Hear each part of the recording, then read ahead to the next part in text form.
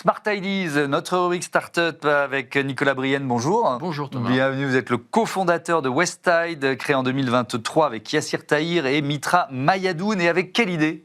Avec une idée un peu basique, c'est que dès que vous mettez 5 personnes devant un tas de poubelles et que vous leur dites « ça vaut combien ce tas ?» Eh ben, vous avez 5 réponses différentes et aucune n'est la bonne. Donc on s'est dit, est-ce qu'on pourrait créer une intelligence artificielle qui détecte la valeur d'un tas de poubelles un peu mieux que 5 paires d'yeux humains. Ok, donc c'est sur quel type de déchets ? Tout type de déchets ? Vous êtes concentré plutôt sur les déchets industriels ? C'est quoi votre marché en fait aujourd'hui ? Alors, nous, on a une mission assez forte, c'est de dire l'empreinte carbone des déchets, c'est le double de l'empreinte carbone du transport aérien. Et donc, on se focalise essentiellement sur les flux de déchets qui sont les plus recyclables, les plus valorisables et aujourd'hui les moins valorisés. Donc, à savoir le flux de déchets électroniques qui est en train d'exploser. On le voit partout dans toutes les branches de l'industrie. Même L'Oréal a des déchets électroniques aujourd'hui. Et donc, on vient vraiment détecter à la source la valeur, le potentiel de recyclage de ces flux de déchets industriels. Alors, comment ça fonctionne ? Ça part de quoi ? D'une photo ? Comment ça marche en fait ? Donc, comment ça fonctionne ? Ça fonctionne bien. Ça, c'est déjà une bonne nouvelle. C'est mieux.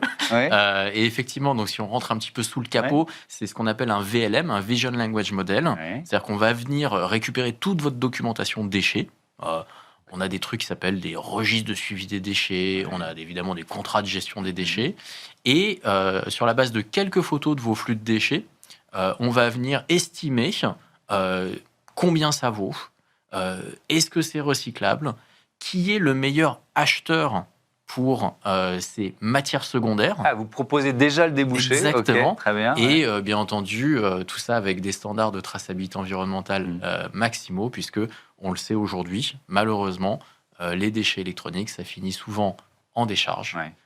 Et donc, c'est ça qu'on veut éviter. Qui sont vos clients aujourd'hui ? Alors aujourd'hui, on travaille avec des grands groupes industriels qui peuvent avoir des beaux flux de déchets électroniques. Je pense par exemple à Air France Industrie, je pense à Thales, et puis également quelques Américains, notamment en ce moment beaucoup les data centers. Les data centers, il faut savoir, il faut 3000 matériaux différents pour construire un data center. Et dans ces matériaux, il y en a beaucoup qui sont critiques, stratégiques. Et aujourd'hui, les data centers, en fait, les recyclent pas beaucoup.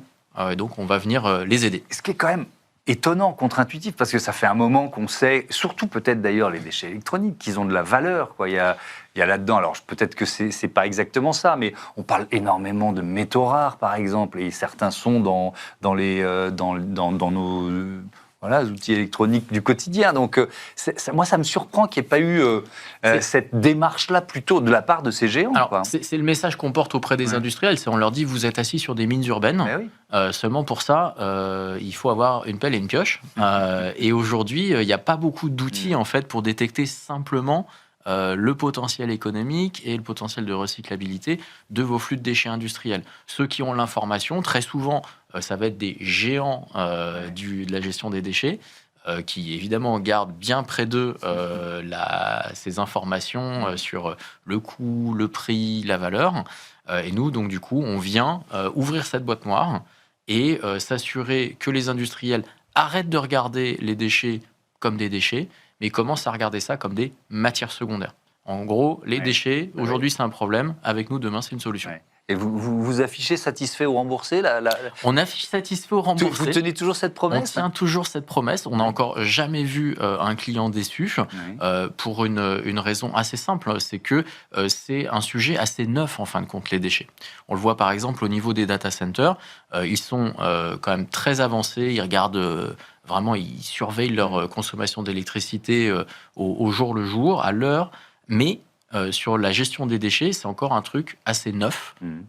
Et donc, c'est assez... un retour sur investissement qui est relativement rapide. Exactement. Nous, sous 3 mois, un client Westtide, pour chaque euro qu'il a investi chez nous, il en récupère 5 en économie, en revenus supplémentaires, à partir de ces flux de déchets. Effectivement. Et avec un bilan environnemental, j'imagine que vous l'avez évalué aussi. Colossal. En fait, il faut vous dire que pour 1 tonne de déchets que vous évitez d'envoyer à l'incinération, c'est comme si vous évitiez 2 tonnes de CO2. Dans les data centers, typiquement, il n'y a pas beaucoup de sujets où aujourd'hui on peut retirer du CO2 de son empreinte environnementale. Merci beaucoup, Nicolas Brienne, et bon vent à Westtide, donc la vague de déchets. La vague de déchets, malheureusement, qui risque de nous submerger si on ne se dote pas des outils dont on a besoin pour la contrer. Merci beaucoup et à bientôt. Voilà, c'est la fin de ce Smart Impact. Je vous dis à demain sur la chaîne des audacieuses et les audacieux sur Be Smart for Change. Salut!